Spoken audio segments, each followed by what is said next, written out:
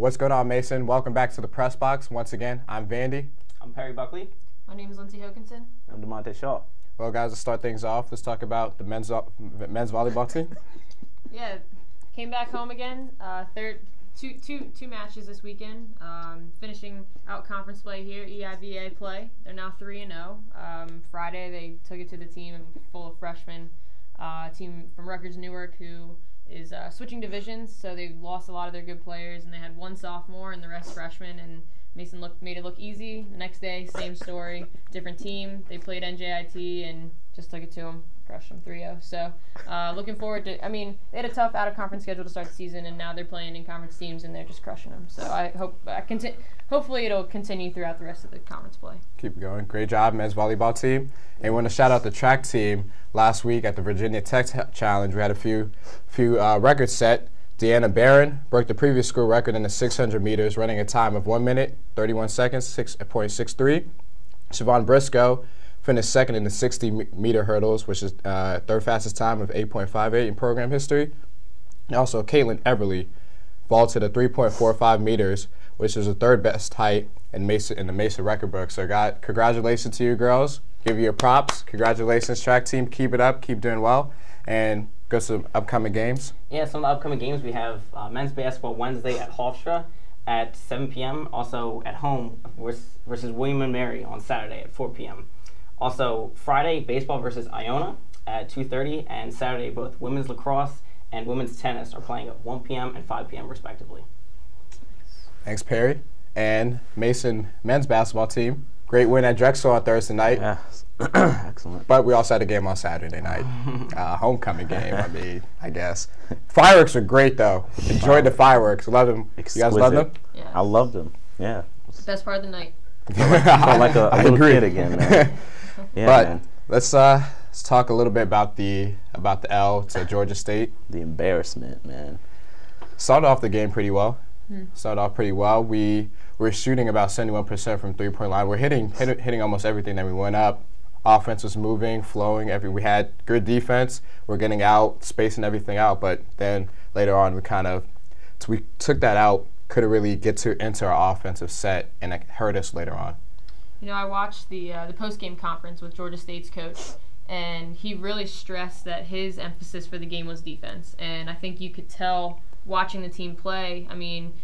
Georgia State went on a 16-0 run, and I don't think it was necessarily that they were playing incredible offense. They were hitting shots. I'll give them that. They were hitting shots, three-pointers. They looked lethal. But defensively, they confused us. And the head coach of Georgia State said, we wanted to throw 8 to 9 defenses at them, and I think that they did. But the one I think that was really most successful that prompted that 16-0 run was this half-court press trap kind of thing, and Brian Allen and anybody that Paul Hewitt put in, quite frankly, couldn't handle it. It was frustrating primarily because I think there was a miscommunication between not only the team itself, but the team and the bench, and Coach Hewitt couldn't really get anything going, and that was Georgia State's strategy, and it was really effective.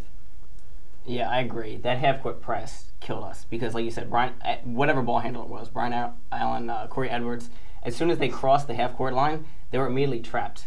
And they had, two people basically right at the half-court line, even above the arc. And if I really would like to see the guard put more pressure on their defense and try to break through those two defenders, or possibly, swing it to the sides. But just once we got trapped there was just no offensive coming towards the basket. It was just side to side, moving laterally, and we just couldn't get it in. I would have liked to see the guards, like I said, try to break through that and actually get it in and maybe get some interior passing working. But we nearly had double the turnovers. We had 13 turnovers, and Georgia State only had 7.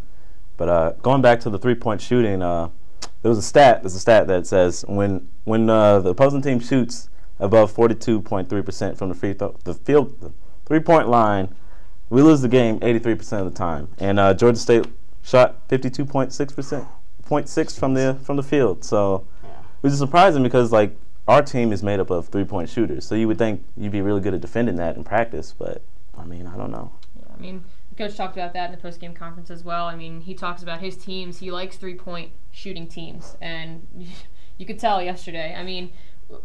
My particular preference, I think, would be to try and go into a 3-2 zone defense and put pressure on those shooters, because we have pretty strong inside guys, John Arledge, Eric Copes, that can handle defensively playing, posting up on guys. And we were just giving the shooters enough space that they were killing it. I mean, they hit, I think, 7 just the first half alone, I want to say. And, the coach's son was one of the players, and he was knocking him down. So it was tough.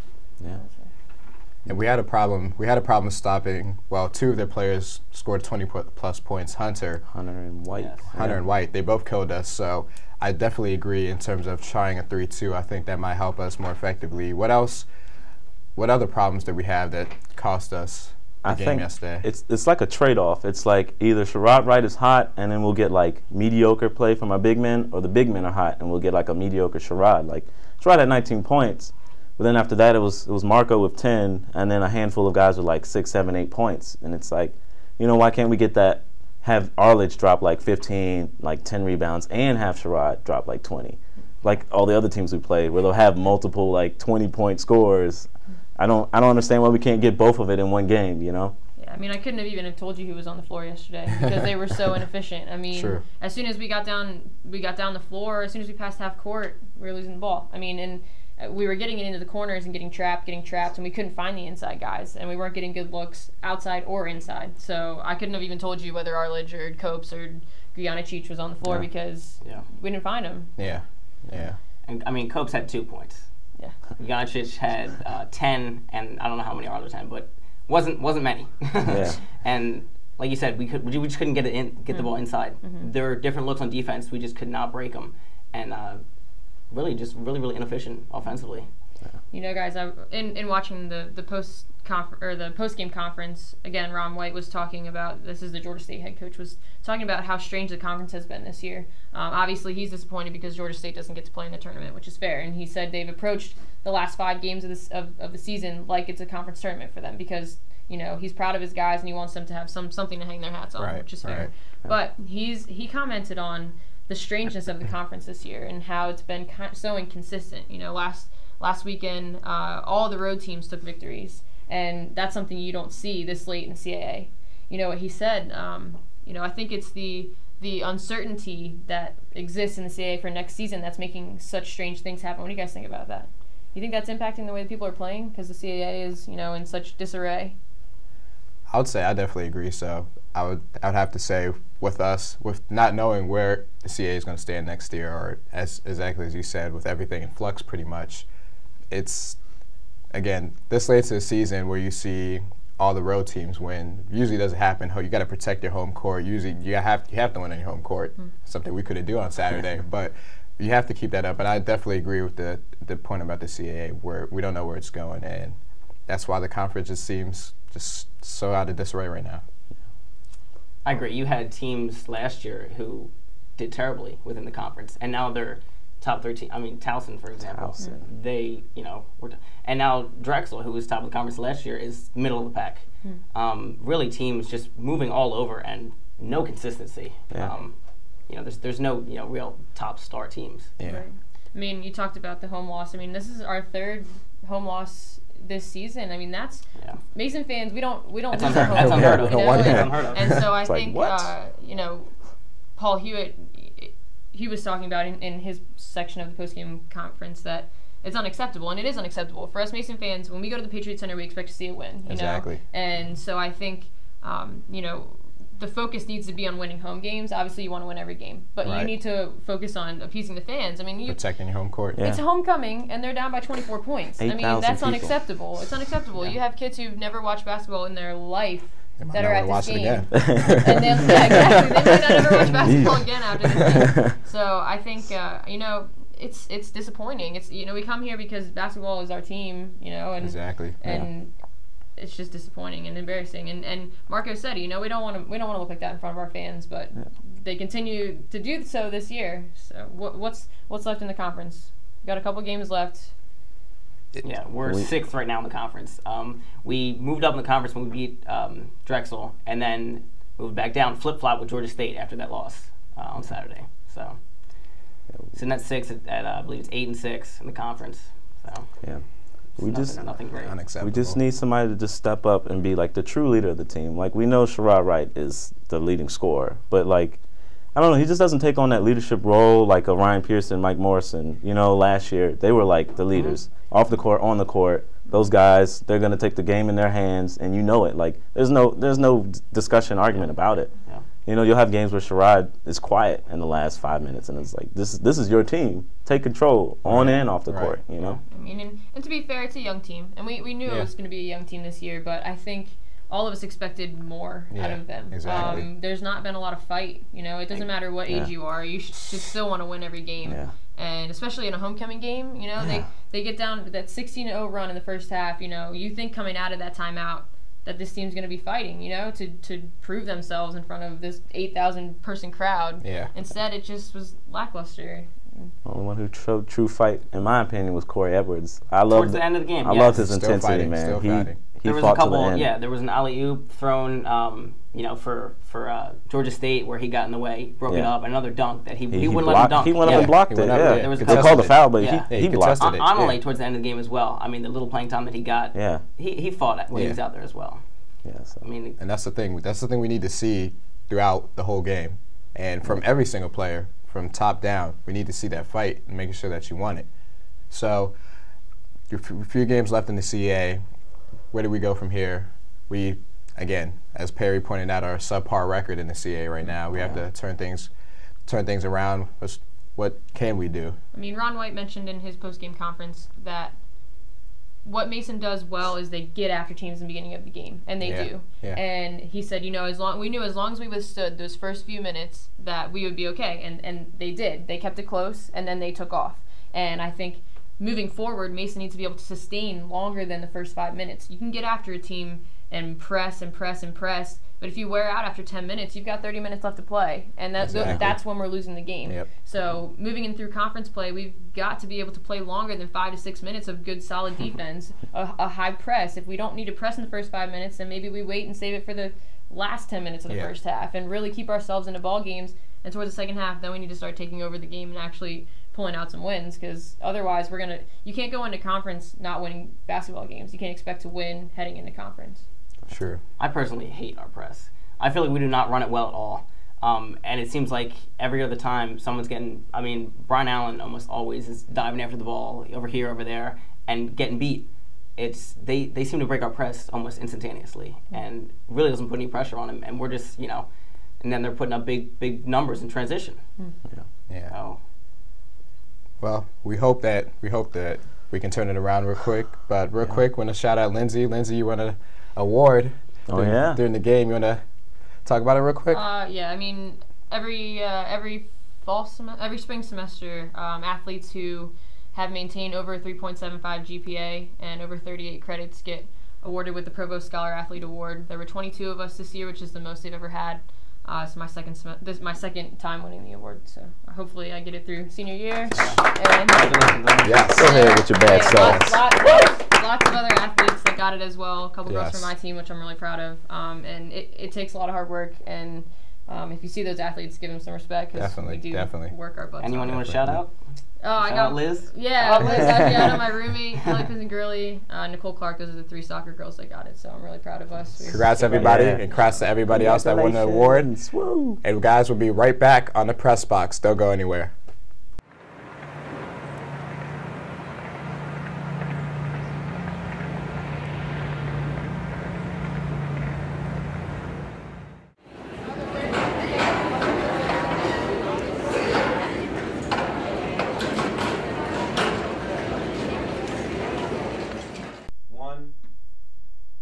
What's going on, Mason? Welcome back to the press box. We got Andre here with us.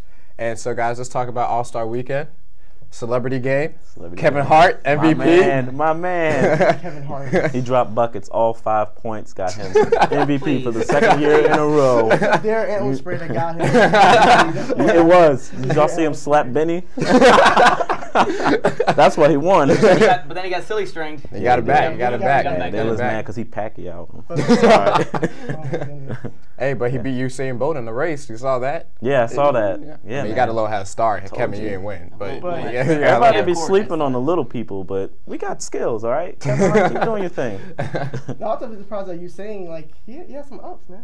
He did. Well, yeah, he got some bounce. He got some When bounce. you're Yeah. that tall, is it that hard to?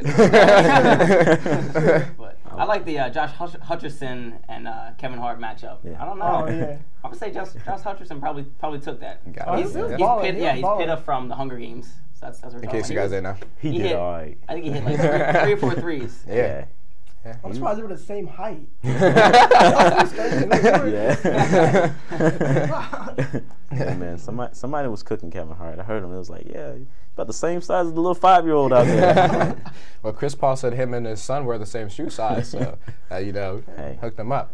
But so let's move on to later on that night. Had the Rising Stars Challenge, consisting of the rookies and sophomores, and Team Yeah. Chuck set the record for points. Team Chuck, And- 163, 135. Yep. No one gave Team Chuck a chance. Kenneth from Reed had 40 points. Yeah, 10 40 points, 10 Balling. rebounds. Balling. Killing it. But we got to call out Brandon Knight. You got it. I was waiting for Oh it. my gosh. Stole the show, man. Like, Kyrie Irving, Uncle Drew. Uncle Drew got him twice. Once he was on his back, the other time he was flat on his face. Stomach. And then he just got the and one on him the third Yeah, time. three different times. Yeah, he got the and one three on times. Brandon Knight tried to come back at him, but he couldn't finish. He could so have it finished was like, both times. you know, Yeah. I mean, nobody's going to remember that. Yeah. So. stole the show. Kyrie is amazing. So far the whole entire All-Star game. He was cooking. He was cooking. And speaking of that, Saturday night. Yeah, 3-point contest. Uncle Yeah. Drew dropping Drop- buckets. Yep. Your boy. You picked him. Yeah. He hit 17 of his first 18 shots. Yeah. Hit 23 Yeah, out of 30 23. points. Yeah. And him and Matt Bonner, were in the finals. And The Red The Rocket. Red Mamba. Shout out to the Mama. Spurs. Matt Bonner didn't stand a chance though. Kyrie was on fire that last Yeah, round. Kyrie is So- You know, he nasty, put that man. pressure on him, man. He put the Yeah. pressure on him. Bonner couldn't answer. Like, Yeah, it's all he set a record for the championship round, too. I don't think anyone's ever hit 23, had 23 No. points. Yeah, someone. Yeah. Yeah. The total record overall is like 25, but Yeah. in the championship round, Yeah, in the he championship killed round. it. Yeah, he He did his did. thing out there. Yeah. And then shout out to Team Bosch running the Shooting Stars Team Challenge. Bosch, They got lucky. Velociraptor. They got lucky. Westbrook's a half-court shot rimmed out 3 times. my gosh. Yeah, really I don't know. Dominique had a couple rim out too though. Yeah. Yeah. So that could have cut their time even more. Team Bosch. So Yeah. True. Yeah, Very maybe- true. Maybe Russell spent less time celebrating after he shot it and just getting back in line. He might have finished in time. you're right. Speaking of Russell, what about those outfits? His camo camo pants on Friday night through the celebrity game. He's a trendsetter. He is. Hey, we ain't mad though. We ain't mad. Russell did I his agree thing. with What is Kevin. his I thing? agree with Kevin. Those were the top 2 worst. Hey, my man had $20 in his pocket. He went to pop some tags. All right, so let's talk about the shout out to Damian Lillard winning the skills challenge. All right, he also did this thing Friday night. Also showed up a little bit. All right, let's transition to dunk contest. Perry, your pick one. My boy Terrence Ross Terrence got Ross it. got it. Yeah. But to the dunk contest, it started off. I don't know about you guys, but for me, it didn't do it when it started off. Did it do it at all? First dunk, Gerald Green though. Gerald Gerald My Green man, was first all right. dunk. It was Yeah, good. right? It I was thought it was good. gonna be It was great. good. It was good. But you see, everybody else, they couldn't get it on their first 5 attempts when they came through. I think that's brought the mood down for the dunk contest. Yeah. Final round was great though, between Yes. Terrence Ross and Jeremy Evans going back and forth. Oops. That was great. That was great. But what do we think about the dunk contest? Do we think like it, hate it? Do we think if the stars got involved, it might be better? The divas, man. I would like to have better judges. Because the judges seems like they throw up 10s for Yeah. any old dunk. It's like, Yeah. oh yeah, I've seen that 4 times before. 10. Had Yao Ming judging. Yeah, it was like the guys couldn't hit their dunks, and they do a simple dunk, and they got a higher score or the lower score than the guys who didn't hit dunks. Yeah. Like Yeah. they didn't, Yeah. and Yeah. they got who was it? Like James White had like a 39, and then like Eric Bledsoe. Got a 32 Yeah, for his little no simple completed dunk. Yeah. But I think if James White hit his dunks, I think he would have won it. That man, he can fly. I agree. If he would have hit the first dunk, the one from behind the free throw line, Yeah. he would have. Yeah. He I mean, could he take wasn't. off. He wasn't. He was like a couple inches of past it, but still. Yeah. He can fly. I definitely believe though that the dunk contest needs to be modified. Instead of like having all people have so many attempts, have like about 3 attempts per round. Like if you can't get the first dunk on the first 3 tries, just cut it. Like there's no year because it takes, like you said, it takes the hype out of it. Yeah. If somebody missing it 4 or 5 times, it's like, okay, when are you gonna get it done? Exactly. And then still getting a 50. Was that Kenneth? It was the Kenneth that missed a bunch of times and finally hit it and still got the 50. That was a great dunk. Great dunk, That was a but good dunk. it does take away from it when you have to do it about 3-4 times. Yeah. Did you guys practice? Yeah. We're practicing in that gym. Yeah. I'm saying though, like, we need to have like the legends to sit down with the younger guys that are in the league now and just be like, you're not too good for this competition. Like, you can get out there. LeBron, get out there. That's the thing. How do we feel about the competition in the dunk contest right now? We need some of the bigger stars out there. We do. Yeah. I feel you get that out there, it brings that attention. People are going to want to see it more. And so you get guys such as LeBron. Blake can do it for a second time. Yeah. Jordan did it a few times. Dominique did it a few times. Blake can do it a couple times. You get Rudy Gay in there, I feel you got a good competition. Yeah, how do you not come back and defend your title? Like, Blake won. And then come back. And then didn't come back and let Jeremy Evans win it. And he came back. It's just, I give them credit for showing up, though. Like, they tried to make it exciting. They did. So. They did. I say it definitely goes to like these boys are not really like, competitive anymore. Like back in the day, like Jordan, Nick, and them, they wanted to win it. So nowadays it's To be like, crowned the best dunker. Yeah. Because they're all friends now. nowadays it's just like, no, I'm just doing it for show, just for the fun of it. It's no competition in it. Yeah. I mean, I do like seeing some of the younger stars, like some of the people that you don't really get a chance to see. Yeah. Like the Jeremy Evans per se. Might not necessarily get that much playing. The James Flightwhite. Because he can fly, but doesn't really get that much playing time. Yeah, for but, old man, he definitely. He's exactly. getting up there. I like seeing them, participate and get out there and get their names heard. But you want to see the big dunkers. Get at least 2 or like 3 you said, of them. Like you mentioned a couple names. I mean, I would really love to see Blake Griffin against LeBron James. Yeah. Honestly, if those two were the only ones, I would be happy. Bring back good Nate. One-on-one. Get a little kryptonite back in there. Set. Like, I agree. I think the stars, they enjoy watching it more than participating because you watch the crowd and they're all together in this like little pack, this little clique, and they're just like, oh yeah, like no, you need to be out there on the court. Yeah. But tonight there's All-Star game, East versus West. Who do we have? We're taking the picks. I'm going with the West. I don't see the East are going to do their thing. It's going to be, of course, the usual, the fancy stuff, the getting the crowd going. Fourth quarter, then they're going to try to come together. They want to win that money. But I think the West is going to win it. Yeah, I'm going with you. I'm going with the West. West has too much talent, too many scorers. KD, Kobe. Yeah, the West roster I think is just better. I think the West overall is better team wise. Yeah. You look at the records. Even the 8th seeds are better than the East. The West is better than the East. Yeah. I know last week I picked the West, but after watching Kyrie do his thing in the Rising Star, Switching your pick? I like him to switch to the East. And I really would like for him to come out dressed like Uncle Drew and just dominate. If Uncle Drew comes out tonight, it's gonna be hard. Going down in history. He's gonna be MVP. He'll score 2 points down. just because he came out like that. Who do you think is gonna be the next person that Uncle Drew picks to be part of his posse? He already has him and Kevin Love. Kevin Love was Wes in the skits. Yeah. So who do you think he's gonna pick next? Who's a good personality that he could? Jeremy Evans. Like, You might need to get Brandon Knight on them just so he can get his pride back up. Yeah. I think maybe someone out of OKC, maybe Kevin Durant or Russell Westbrook. Russell or I think Durant. Harden would do it as well. Yeah, or James. Yeah. I'd like that. That'd be good. That'd be a good combination. Keeping us waiting. But to tonight's All-Star game, we have quite a few players that were in there that came straight out of high school. Kobe, Kevin Garnett, just to name a few. We talk about Kentucky's Nerlens Noel turned his ACL last week.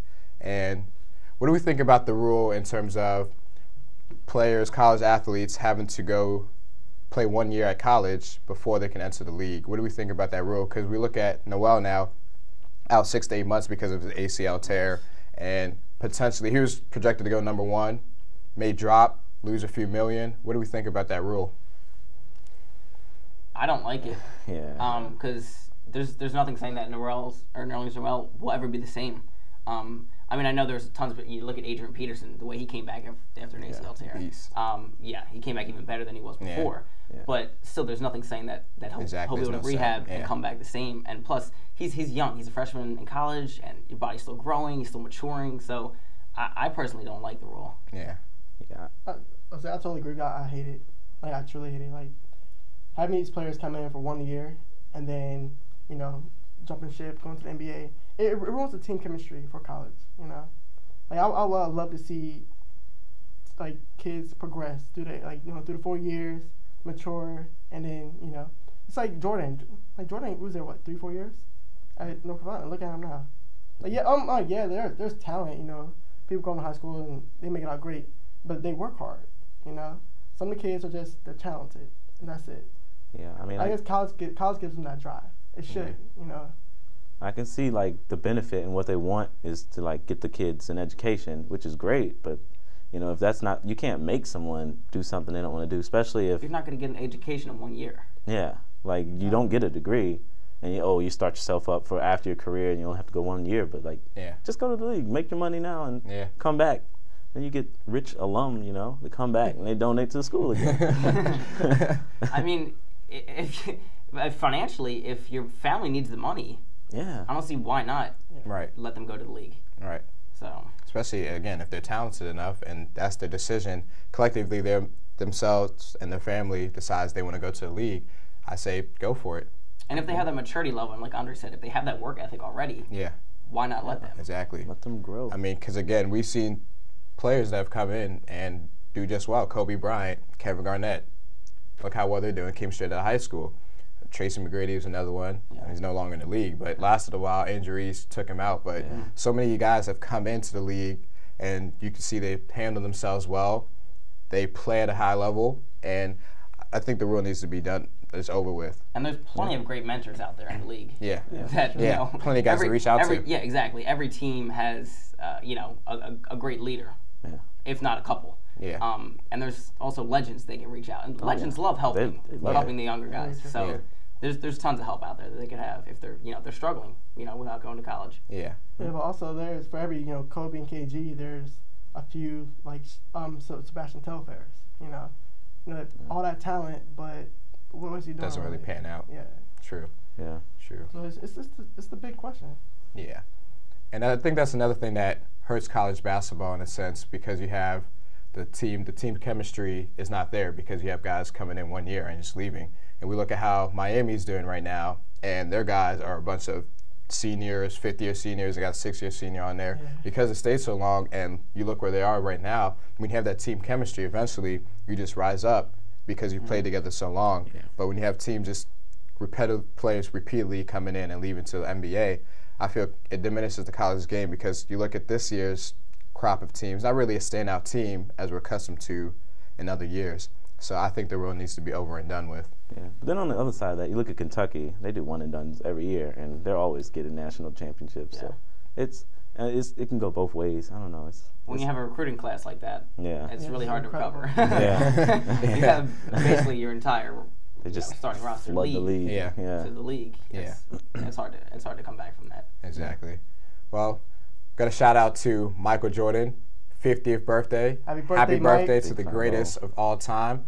Got a shout out to LeBron James, who's just ridiculous streak of 30-plus points, of 60% plus shooting. That's just amazing. He's just been on a tear. And we're not just talking about all inside shots. We're talking inside, outside, it's all over. And he's just been on a tear. 50% like from 3 points. He's putting in work. It's definitely improved. He's come a long way. Definitely improved. Well, we want to thank you guys for watching us here at Pressbox. Again, I'm Vandy. I'm Perry Buckley. I'm Andre. I'm DeMonte. Check us out on our website. You can see us Monday through Fridays at 2 p.m. Leave us posts, comments, questions so we can debate them on the show. Follow us on Twitter, man. Yes, Twitter. Like us on the Pressbox on Facebook. All right, and we'll see you next week. Shout out to my dad, Joseph Shaw. Happy birthday. I love you. Happy birthday, Mr. Shaw.